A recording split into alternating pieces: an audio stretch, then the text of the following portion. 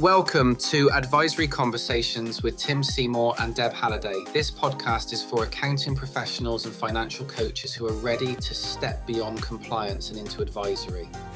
Because real advisory isn't about doing more yourself. It's about building something that works without you being the bottleneck. Hello and welcome along again to another episode of Advisory Conversations. And this week we are joined by our new partner to APX training. Welcome along, Hetty Verney. Thank you very much. I'm excited to be here. Thanks, Hetty. Great to have you here. And of course, as always, I'm joined by Deb. Welcome, Deb. Hi there. Okay, so Hetty, you've decided and agreed to partner up with us at APX training. You're going to be, helping us with some sessions later on down the line. So for everyone to get to know you first and foremost, would you tell us a bit about your business journey, please? Absolutely. I'm Hetty Verney. I'm known as the Conscious Accountant. I have been an accountant for 30 plus years now. And I help business owners make sense of their numbers, make them work. I go a sort of step further. I've learned that patterns underlying in our business help or stop us doing certain things. I became an accountant totally out of necessity. I was looking after two small boys. I was a single mum. I went to my local college and I said, I need to do something that gives me enough money, gives me a job satisfaction, and also makes me flexible so that I can be around for my boys for their nativity plays and all the rest of it. And they said, have you ever thought of being an accountant? And I said, no, never. Why? And they said, well, were you ever any good at maths? And I said, well, yeah, actually, I was quite good. And actually, I do the bookkeeping for the shop that I'm working for as manager. And they said, well, why don't you do this degree? And I said, okay, why not? So I did it. I got qualified, set up my own business, had a few small clients to start off with, and then just built it up over the years, built up my team working for me, stepped back from doing all the compliance work myself and started doing the advisory mentoring side of things, which was much more what I wanted to do and what I wanted to be able to give to my clients, because I wanted them to be able to start looking forward as opposed to always looking backwards as traditional accountants do. And then about 3 years ago, I started doing a lot of inner work on myself because I was going through a lot of personal things. And I realized that so many of my clients had blocks, the beliefs that were stopping them doing something, whether it was the confidence they needed to be able to price their work with their potential clients, or whether it was undercharging or over-delivering. Over-delivering was massive, absolutely massive. And so I started training in something called belief coding, which is, it's like your inner software. And there are patterns and beliefs running all of our lives. Whether we know about them, whether we understand them or not, makes no difference. They're all running underneath. They're just sort of like the undercurrent of the river that's always running there. And it runs our lives. And sometimes those beliefs are, our subconscious is trying to keep us safe.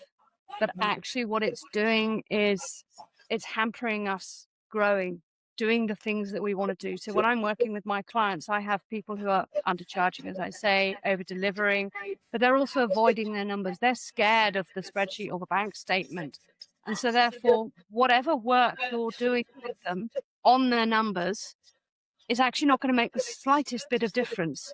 Because if those beliefs don't align with where they're actually sitting, then they are never going to move forward. So when you've got those clients who you're doing the advisory work and they're not doing what you're suggesting, what the goals that they've set, and they'll always come up with an excuse. It could be, I haven't got time, or it's just not me, or whatever. It's just how I am. That's one of the most common. It's just how I am. And actually, those are the clients that I work with to help clear those patterns, those underlying patterns, to help them grow, free them up from those beliefs that are stopping them, so that they can do whatever it is, so that their goals are actually aligned with them, with their subconscious. Their subconscious says, okay, yeah, you're feeling safe doing this now. Let's go for it. Let's do whatever it is. So that's my journey over the last 30 plus years, basically. Thanks, Hetty. Yeah, I mean, we've known you for some time now ourselves. And we've worked together in the previous membership, as we know, and it's really exciting that we're going to be working with you again now. And the belief coding is the aspect that you're bringing to the table for us, and it's really exciting because the way I understand it, and I know you've just explained part of it, but the way I understand it is that something inside us holds us back from achieving what we want to achieve, and we don't really know how to unlock it. But you've kind of got a secret, maybe a secret code, perhaps we would call it, or you have a way that can help people unlock that and help them then break through that barrier that's stopping them and help them achieve what they want to achieve. Have I captured that in the right way Yeah. as a brief kind of Yeah, concept? no, I think you have. It is a sort of secret. We work somatically, so we work with your body and how it feels when you're talking about, say, pricing or something like that, and you're saying to your client or your potential client, it's going to cost you £500 a month, and automatically your body will go into, and you're desperate to say something else, almost to justify it to your subconscious. But actually, what we do is we delve into the first memory that relates to that feeling, that emotion that comes up. We help neutralize the emotion or even make it positive, hopefully. So we recode that emotion so it doesn't feel so. So when you next say to your client or potential client, it's going to cost you £500 a month, or the investment is £500 a month, whatever it happens to be, however you're wording it, your body is not reacting to that, because your client will see that on a Zoom call, face to face. They'll see you going, and if you can help, I can help remove that belief, because your subconscious, again, is just trying to keep you safe. That's all it's doing. And when you're saying the investment's going to be £500 a month, your subconscious is saying, that's not right. I can't ask for that. That's wrong. Somebody's told me in the past that it's wrong to ask for that amount of money. Or a teacher has said to you something like, only rich people are the ones who are going to get to the top, and rich people are evil. Anything. It doesn't matter what that belief is. And it doesn't necessarily have to be anything to do with money or pricing. It could be something else completely that, again, your subconscious is just saying, that's not right. You can't go there. Absolutely no way. So we use a lot of somatic release to remove that belief. And the body's responses are so unbelievably important when it comes to running our businesses, and whether it's our clients' businesses or our own businesses, because if we don't feel safe saying something, then our clients are going to pick it up. They are going to pick it up. So when we use these somatic kinesiology responses in the body, then we can basically go back to that first belief whenever it happened, probably in your childhood, but it might not have been. It could have even been in a past life. We clear that so that it's either negative or positive, or neutral or positive, actually, I should say. And that has a domino effect on every single other experience during your life that this has happened. So it could be, again, as I say, about the pricing or the confidence, or it doesn't really matter what the belief is. It could be self-worth. It could be anything. I just haven't got the confidence because, I don't know, when I was 7 years old, I was told to stand on a stage and recite a poem or something like that. And I was so scared I couldn't do it. I just clammed up. And that will have repeated itself time and time again. And your subconscious will get to believe that that's right. So we try to teach your subconscious that actually, thank you very much for keeping us safe for all this time, but actually, you don't need to anymore. We're okay. We can deal with this. And it's unbelievably powerful, and it's a very safe environment to be able to release it. And you don't have to talk for hours like you would do with a counselor or something like that, or a coach. You don't have to talk about that experience. You don't even have to tell me as the facilitator what that experience is. It's literally a very, very gentle process, but the transformation is absolutely unbelievable and usually almost immediate as well. Yeah. It's funny because when Tim and I were building out the program for transitioning from technician to advisor, you immediately came to mind because it's the confidence a lot of the time. Yeah. People don't think that they have the aptitude, if you like, to be able to transition from doing the bookkeeping to advising business owners.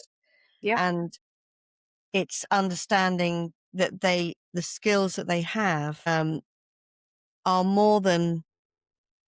they're more than capable, but it's how do you get that underlying belief across? So when Tim and I were discussing, we said, well, Hetty is the perfect person to join our team because she does belief coding. Yeah. So how do you see that? And I know that you've been through the program and you've given us lots of areas of where you'll enjoy working with our community. How do you see that working for bookkeepers or accountants transitioning into either an advisor role or even then an advisory team leader role? Well, I would say that the biggest area would be in confidence. Absolutely, without a doubt. Building confidence in yourself and resetting that programming that's underlying, that's stopping you doing whatever it happens to be. But it's also, you're moving into a new identity, a totally new identity. You've got the skills, you've got the training, you've had all of this year's experience, absolutely fabulous. But if that programming underneath is still going to hold you back, you're not going to get there because it does not align with you. And building that confidence, you can fake it till you make it until the cows come home. But your subconscious is still going to take you back to that place. Always, always will take you back to that place because it's trying to keep you safe. And that's all it's doing. So building the confidence is huge, but being able to change that identity from calling yourself the accountant or calling yourself the advisor, they're very different. And even just saying that to some people, what does it feel like when you call yourself an advisor? And a lot of people are like, no, I'm not an advisor. I'm an accountant who's offering advisory. No. The identity change to being an advisor from an accountant is huge. It's really, really big. And being able to do that is absolutely paramount, I think. How you think about yourself, how you act, how an advisor acts as opposed to how an accountant acts, how an advisor dresses as opposed to how an accountant dresses, how you talk to your clients, the communication that you have with your clients is so totally different. It is like a different person. But the belief coding can help with that. So what I would do is I would hopefully be offering some group sessions for anybody who's in the group, basically. And you can have up to 20 members at any one time, really. So I can keep an eye on everybody at the same time. We would work through a group belief coding session on anything that you particularly want to work on. It doesn't have to be on pricing or confidence or anything like that, which would help everybody. But then I think there would be hopefully some one-to-one sessions with certain people who want the one-to-one sessions in order to be able to really work on that identity. Because again, working from an accountant to an advisor is a massive shift. But then working from an advisor to a team leader and a trainer who's then going to be training their team, that's huge. That is really huge. And without being rude, accountants don't necessarily see them as team leaders and trainers, and being able to help them shift and transform into that different type of person would be, it would be an absolute privilege apart from anything else to do it. Yeah. It's interesting, isn't it? Because we've had this conversation before where we recruit based on technical ability, because bookkeepers and accountants have had those qualifications. They come with the training already instilled in them. They can do the job. Oh yeah. So practice owners don't necessarily have to train any No. of their team, No. do they? So, but there's no qualification at present to be an advisor, not from any of the governing bodies. Yeah. So that's another obstacle to understand that it can be learned, it can be trained, and it can, even the most junior members can start on the road to advisory because it's done in sections. So Absolutely. that, you completely agree, that transition for a practice owner is paramount, isn't it, for being able to change the direction of their practice, because they can't say go and do, ICB or the accountancy qualification for advisory, which is where we come in, because we Absolutely. And I mean, the course is fabulous, and the way that it's laid out is very, very clever. How it rolls into all of the emotional intelligence as well as the skills that are needed and the communication. And it's, I think it would be a real godsend actually to an awful lot of people who have been looking for this sort of thing. There are advisor courses, but they don't actually teach you how to be an advisor, and they certainly don't teach you how to get your team trained up so that you can step away as much as you want to. And I think that's where APX really comes into it. Yeah. Well, that's where belief coding comes in. You come in, Hetty, as well, because that's got to be an identity shift as well for the practice owner to step away. Yeah, absolutely huge. I mean, as I say, it's not the mindset, the skill, or the knowledge. It's the belief and the identity underneath. If we don't sort that out, we are never going to step into it. I mean, when I'm working with clients, we're often working on ceilings, monetary ceilings, because they're saying to me, I want to be able to make 7 figures. And I'm saying to them, okay, so I want you to put a hand on your heart and tell me, what's the actual figure that you want to be able to turn over in 5 years' time? And they tell me a figure, and I said, tell me how that feels in your body. Actually, I feel a bit sick. I feel a bit wobbly. It's not quite right. Okay, so let's just reduce it a little bit. How does that feel? Still feels a little bit odd. Okay, let's reduce it a little bit more. Yeah, that feels okay. Right. Do you want the first one? Or do you want the last one? Oh, no, I want the first one, but it feels wrong. Okay, so it's not aligned with you yet.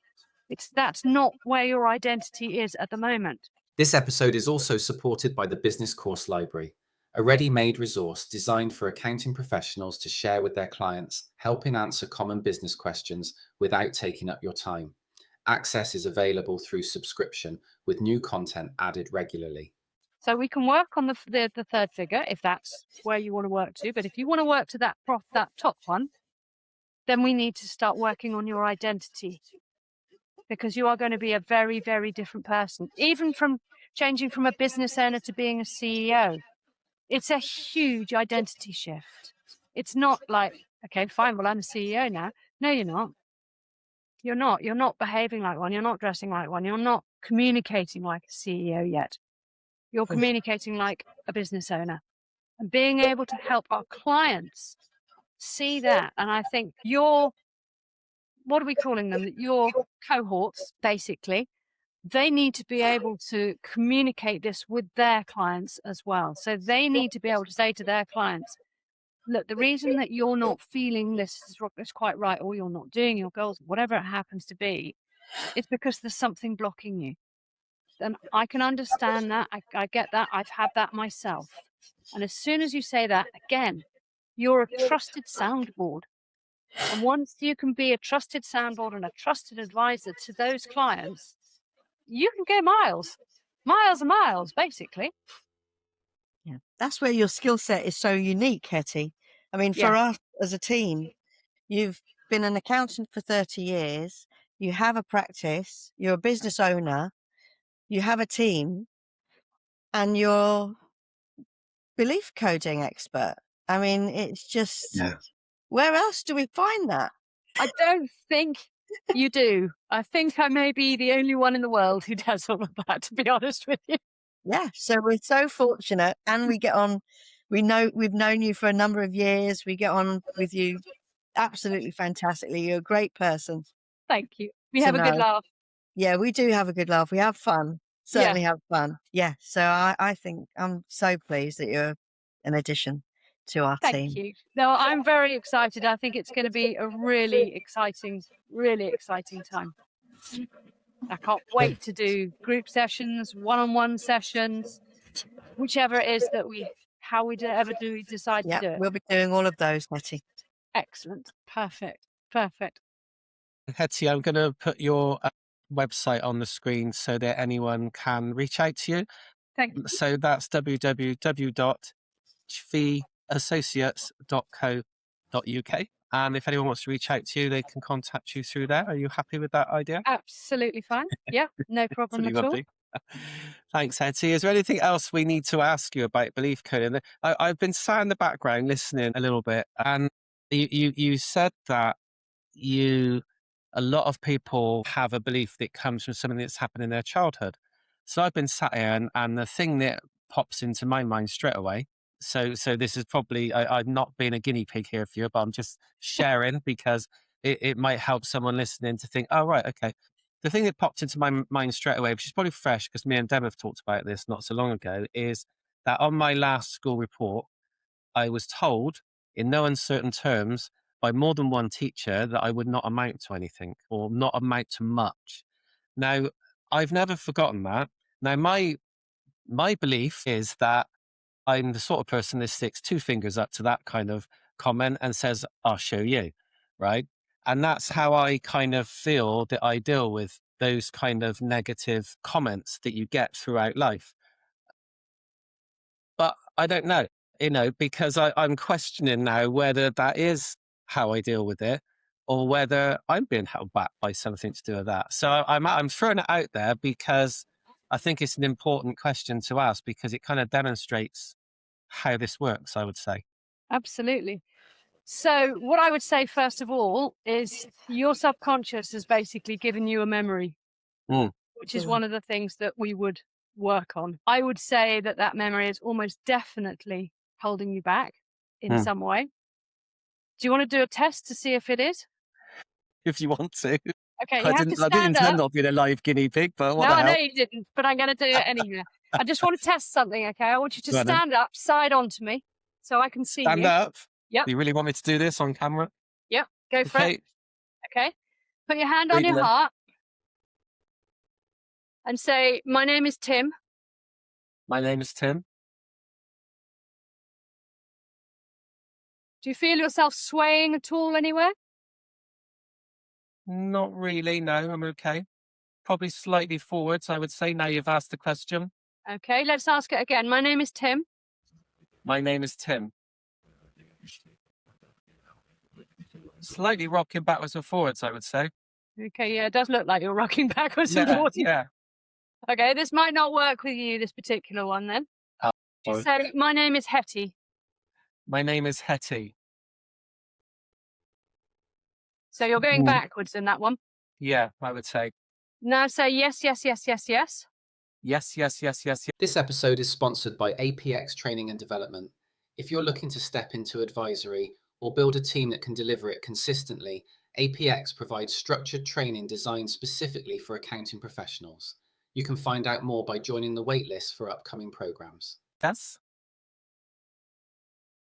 Yeah, you're going forwards. Yeah. So your positive is forwards. Okay. Yeah. So now I want you to ask yourself, is the memory that I need to work on this last report from school? Is the memory I need to work on this last report from school? Ooh, I can feel myself going backwards quite strongly then. So that's not a memory that you actually need to work on. So that one may not be holding you back. That's interesting. Yeah, it is. You can sit down again. Oh, thanks. It's and called the everyone human watching this on YouTube got the benefit of seeing my belly sticking out for everyone to see. It's called the human compass. It's used in kinesiology and Yeah. various other things, and it's asking your subconscious the question.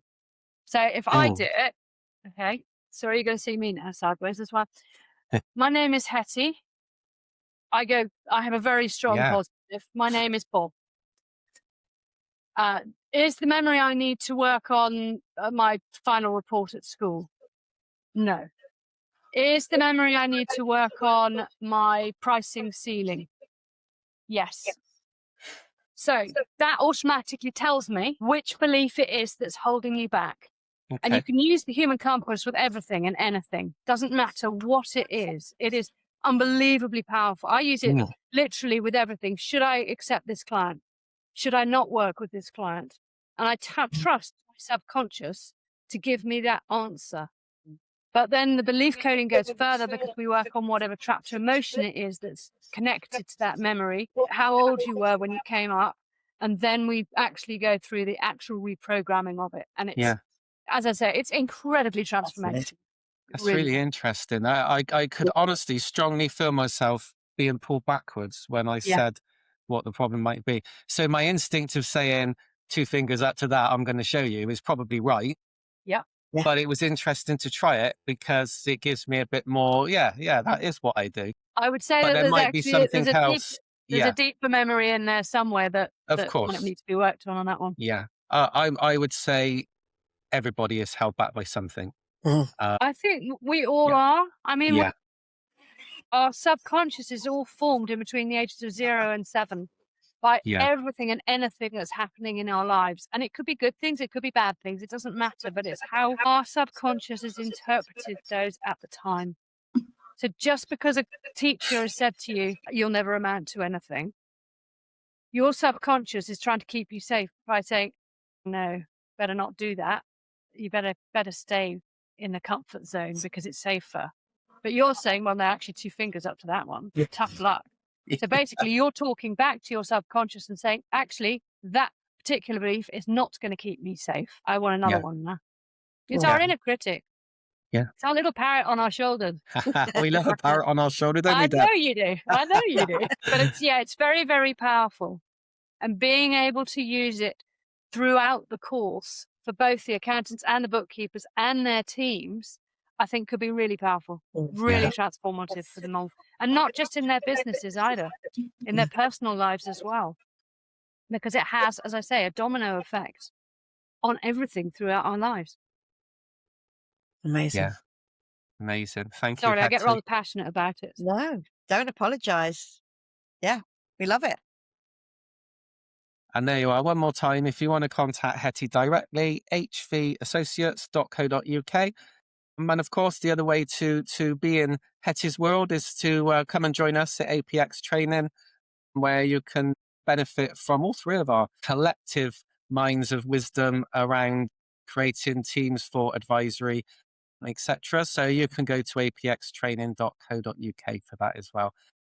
Thank you so much for joining us, Hetty. That's been amazing. And I really welcome the fact that you used me as a live guinea pig, and I set myself up for it as well. But I appreciate that. That was really interesting to feel a bit of that human compass happening inside. So thank you very much. Not at all. Thank you very much indeed. That was brilliant. See you soon. Thanks, Deb. Thank you. Thanks for listening to Advisory Conversations with Tim Seymour and Deb Halliday. If you found this useful, make sure you're subscribed so you don't miss the next episode. We'll see you next time.